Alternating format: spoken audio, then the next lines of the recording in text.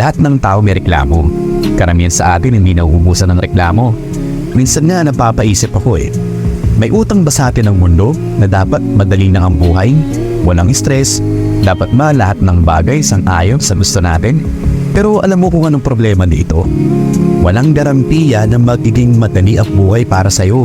Mahirap ang magtrabaho, pero mahirap din ang walang trabaho. Mahirap ang mag-ipon, mahirap din ang bumangon kapag Monday.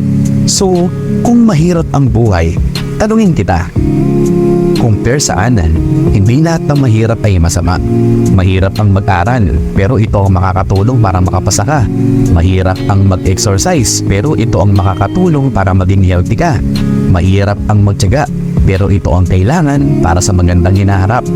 Kaya sa susunod, kapag sa tingin mong nahihirapan ka sa buhay, tanungin mo ang sarili mo, compare saan? Baka kasi hindi mo pala kailangan ng magaang buhay. Baka pala ang kailangan mo ay baguhin kung paano ito tinitingnan. Yakapin mo ang mahirap na buhay.